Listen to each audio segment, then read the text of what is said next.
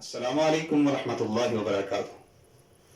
मोहतरम सामीन व नाज़रीन, अक्सर लोग सवाल पूछते हैं कि सही बुखारी में 1898 नंबर हदीस में ये जो जिक्र किया गया है सुलसिलत शयातीन वाला, कि शयातीन को जकड़ दिया जाता है, तो सवाल ये पैदा होता है कि शयातीन तो जकड़ दिए जाते हैं, फिर इसके बावजूद गुनाह क्यों होते हैं।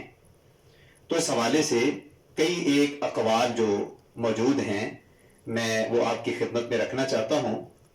हाफिज इब्न हजर रहमहुल्लाह ताला फरमाते हैं कि हलीमी ने कहा कि ये एहतिमाल हो सकता है जिस तरह वो आम दिनों में मुसलमानों को गुमराह कर सकते हैं, रमजान में नहीं कर सकते, क्योंकि लोग रोजे में मशगूल होते हैं और रोजा शहवात को खत्म कर देता है, और कुरान मजीद की तिलावत और जिक्र अज़कार में मशगूल रहने की वजह से बंदा गुमराही से बच जाता है।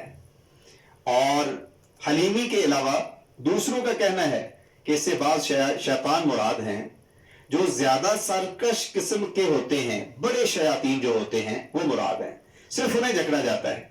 काजी अय्यास रहमहुल्लाह ताला कहते हैं कि यह एहतिमाल भी है कि उसे जाहिर और हकीकत पर महमूल किया जाए, यानी इससे मुराद रमजानुल मुबारक के शुरू होने की अलामत, इसकी हुर्मत की ताज़ीम और शैतानों का मुसलमानों को अजियत देने से बाज आ जाना है। और यह भी एहतिमाल है कि इसमें अजर व सवाब की कसरत की तरफ इशारा हो और शैतानों के लोगों को गुमराह करने में कमी के बायस उन्हें जकड़े हुए कहा गया हो। इस दूसरे एहतिमाल की तायीद सही मुस्लिम की उस रवायत से होती है जिसमें मज़कूर है कि रहमत के दरवाजे खोल दिए जाते हैं। यह भी एहतिमाल है कि शैतानों को इसलिए जकड़े हुए कहा गया हो कि वो लोगों को गुमराह करने और उनके लिए शहवात को मुज़य्यन करने से आजिज आ जाते हैं। ज़ैन बिन मुनीर कहते हैं पहला माना ज्यादा औला है और अल्फाज को ज़ाहरी माना में ना लेने की कोई वजह नजर नहीं आती और ना ही इसकी जरूरत है। ये अगर देखना चाहें तो इब्न हजर रहमहुल्लाह ताला ने फतहुल बारी में इन अक़वाल को नकल किया है, जुज़ 4 और पेज 114 के ऊपर। और इमाम कुर्तुबी रहमहुल्लाह ताला फरमाते हैं अगर ये एतराज किया जाए कि अगर शैतान जकड़ दिए जाते हैं तो फिर हम रमज़ान मुबारक में बहुत सारी मासी का इर्तिकाब होता हुआ क्यों देखते हैं। अगर वाकई शैतान जकड़े हुए हों तो फिर ये सब कुछ ना हो। इसका जवाब ये कि गुनाह रोजादारों से कम होते हैं जो रोजा की शराइत पर अमल करें और उसके आदाब का लिहाज रखें। या फिर जैसा कि बाज़ अहादीस में है, कुछ शैतान जो ज्यादा सरकश हो उन्हें जकड़ा जाता है, सब शैतानों को नहीं जकड़ा जाता। फिर इसका मकसद ये है कि इस महीने में गुनाह बहुत ही कम हो जाते हैं और हकीकत भी ऐसे ही है। और इसका मुशाहिदा भी होता है कि रमज़ान में दूसरे महीनों की बनिस्बत गुनाह कुछ कम होते हैं। और फिर यह भी है कि शैतानों के जकड़े जाने से यह लाजिम नहीं होता कि बुराई का वकूअ ही ना हो, बल्कि गुनाहों के शैतानों के अलावा और भी बहुत से असबाब हैं। मसलन खबीस किस्म के नफ्स, गलत और गंदी आदतें और इंसानों में से शैतान सिफ्त लोग। और ये अगर आप देखना चाहें तो ये भी हवाला वही फतहुल बारी में मौजूद है। और फिर इसी तरह शेख इब्न उसैमीन रहमहुल्लाह ताला फरमाते हैं इस तरह की हदीस उमूर गैबिया में शामिल होती हैं जिनके बारे में हमारा ये मौक़िफ़ है कि उन्हें तस्लीम करना चाहिए और उनकी तस्दीक करना जरूरी है।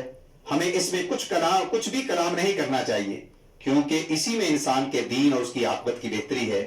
इसीलिए जब अब्दुल्ला बिन अहमद बिन हम्बल रहमहुल्लाह ताला ने अपने वालिद अहमद बिन हम्बल रहमहुल्लाह ताला से कहा कि माह रमज़ान में भी इंसान को जिन चिमट जाते हैं और वो उनके चुंगल में फंस जाता है, तो इमाम अहमद रहमहुल्लाह ताला ने जवाब दिया कि हदीस यही कहती है और इसी तरह हदीस में वारिद है, हम इसमें कोई कलाम नहीं कर सकते।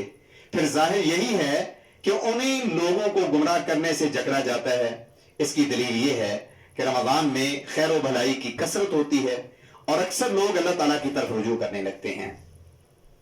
ये मजमूअल फतावा, इसमें ये कौल मौजूद है और पेज 20 पे لہٰذا ہم یہ کہہ سکتے ہیں کہ شیطانوں کا جکڑا جانا حقیقی ہے جسے اللہ تعالیٰ ہی جانتا ہے، لیکن اس سے یہ لازم نہیں آتا کہ شر اور برائی کا وقوع ہی نہ ہو یا پھر لوگ گناہوں کا ارتکاب ہی نہ کریں، کیونکہ جن شیاطین کو جکڑا گیا ہے انہوں نے اپنی آزادی کے دور میں لوگوں کے دلوں کو اس قدر زنگ آلود کر دیا ہے اور انہیں گناہوں کی اس قدر عادت ڈال دی ہے کہ جو ان کے جکڑے جانے کے بعد بھی موجود رہتی ہے، کیونکہ جو انسان عادت بنی ہوئی ہوتی ہے تو پھر وہ عادت کے مطابق اپنا کام جاری رکھتا ہے۔